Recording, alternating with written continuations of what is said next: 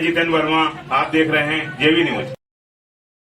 सभी का स्वागत है। चलिए खबरों में सोयाबीन की फसल हुई खराब, किसानों ने मुख्यमंत्री के नाम तहसीलदार को दिया ज्ञापन। ब्लॉक के विभिन्न ग्रामों के किसानों सोयाबीन की फसल बांझा रहने के कारण फसल खराब होने मांगों को लेकर मुआवजा दिया जाए। तहसील कार्यालय पहुंचकर मुख्यमंत्री के नाम तहसीलदार श्रीमती अनामिका को ज्ञापन सौंपा।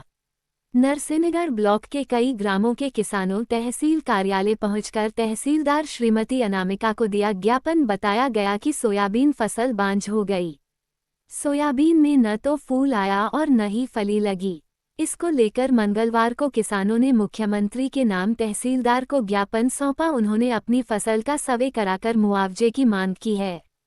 किसानों ने बताया कि फूल आने के लिए उन्होंने कई प्रकार की दवाएं डाली, लेकिन फिर भी फूल नहीं आया।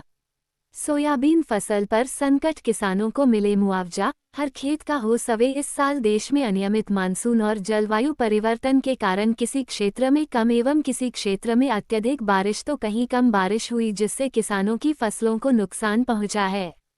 इसके अलावा कीटों के प्रकोप ने भी फसलों को हानि पहुंचाई।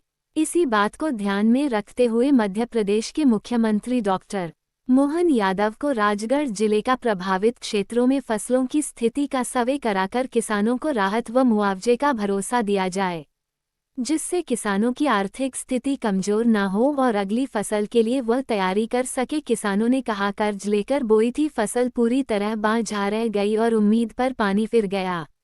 किसानों ने बताया, हमने कर्ज लेकर सोयाबीन बोई थी, फसल बांझ रह गई है।